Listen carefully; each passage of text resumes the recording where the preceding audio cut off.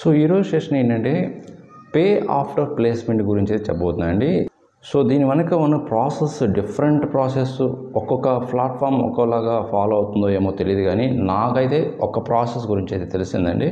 So ఆ process వినగానే నాకైతే అసలు ఇది ఎంతవరకు కరెక్ట్ అని అనిపించింది. అండ్ ఇంకా ఎవరు కూడా ఫ్యూచర్లో ఇలాంటి ప్రాబ్లం ఫేస్ చేయకుండా ఉంటారని నేను ఈ ఇన్ఫర్మేషన్ అయితే మీకు షేర్ చేస్తున్నాను. అండ్ వీలైనంత వరకు మీ ఫ్రెండ్స్కి, మీ ఫ్యామిలీ మెంబర్స్కి కూడా ఈ వీడియో షేర్ చేయండి. ఈ పే ఆఫ్టర్ ప్లేస్మెంట్ అనేది ఎంత దారుణంగా ఉంటుందో అనేది నేను మీకు ఎక్స్ప్లెయిన్ చేస్తాను.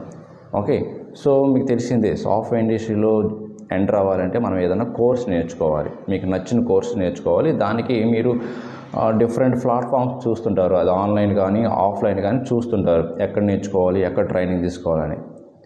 ఒక్కొక్కరు ఒక్కొక్క విధంగా స్టూడెంట్స్ని అట్రాక్ట్ చేసుకుని వాళ్ళ ఆర్గనైజేషన్లో, వాళ్ళ ఇన్స్టిట్యూట్లో జాయిన్ చేయించుకోవడానికి వాళ్ళు ఏదో ఒకటి ఫస్ట్ మీకు కొంత మీరు అసలు ఏం పే చేయని అవసరం లేదు, ఓన్లీ జీరో అమౌంట్తోనే మీరు జాబ్ తెచ్చుకున్న తర్వాత మాకు అమౌంట్ పే చేయండి, ప్లేస్మెంట్ అయిన తర్వాత మాకు అమౌంట్ పే చేయండి అన్నట్టు చెప్తారు. సో మీరు జాయిన్ అయ్యే వరకు మిమ్మల్ని చాలా ఫాలోఅప్ చేస్తూ ఉంటుంటారు.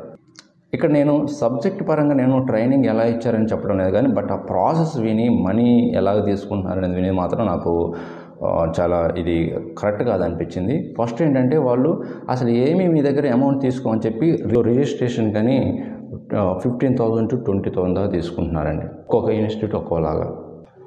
సో రిజిస్ట్రేషన్ ఫీ కట్టిన తర్వాత వాళ్ళు మీకు కోర్సులో జాయిన్ అవ్వడానికి ఎన్రోల్ అయ్యి మీరు కోర్స్ ట్రైనింగ్ స్టార్ట్ చేయడానికి ఎలిజిబుల్ పర్మిషన్ అయితే ఉంటుంది.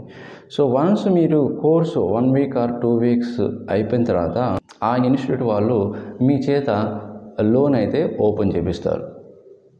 ఎవ్రీ క్యాండిడేట్ నుంచి స్పెసిఫిక్ ఒక బ్యాంక్ పేరు చెప్తారు. ఆ బ్యాంకులో నుంచి 1,50,000 or 2 lakhs or 1 lakh ఇలాగా మీ చేత లోన్ అయితే తీపిస్తున్నారు.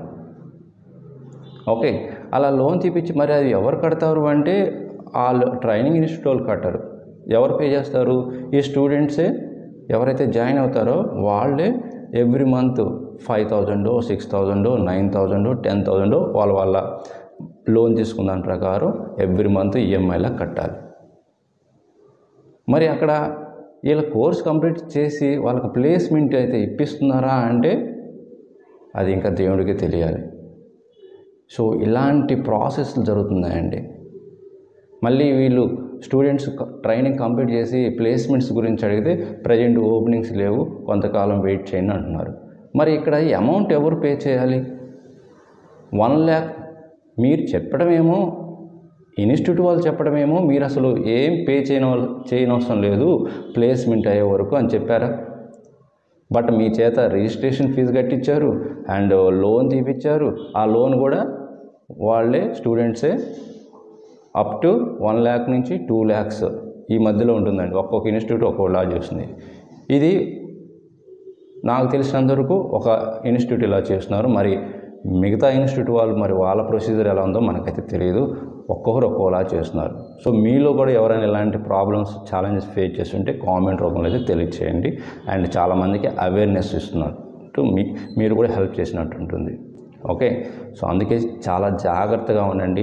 ఈ పే ఆఫ్టర్ ప్లేస్మెంట్ కానీ మీరు ఏం మనీ పే చేయవలసిన లేదు, మేము ఫ్రీగా మీకు ట్రైనింగ్ ఇస్తాము అని ఏదో ఒకటి వాళ్ళకి బిజినెస్ లేకుండా ఎవరు ఫ్రీగా ఈ కాలంలో చెప్పడం అనేది చాలా వరకు తక్కువ అండి. అసలు చాలా వరకు తక్కువ కాదు, అసలు ఉండరు. సో అందువల్ల ఎవరు కూడా ఇలాంటి ప్రాబ్లమ్ ఫేస్ చేయకూడదని నేను వీడియో చేస్తున్నాను. చాలామందికి రీచ్ చేయండి అండ్ మర్చిపోకుండా లైక్ చేయండి ఇన్ఫర్మేషన్ నచ్చితే. అండ్ మీరు కూడా ఇలాంటి ప్రాబ్లమ్స్, ఛాలెంజ్ ఫేస్ చేస్తే కామెంట్ రూపంలో తెలియచేయండి. మిగతా వాళ్ళకి చాలా వరకు హెల్ప్ అవుతుంది. ఓకే, సో మీకు ఇలాంటి మరిన్ని వీడియోస్ కావాలంటే మన ఛానల్ ఫాలో అవ్వండి. అండ్ ఇంకొక మంచి యూస్ఫుల్ కంటెంట్తో మళ్ళీ కలుద్దాం. అప్పటి వరకు thank you very much. Bye.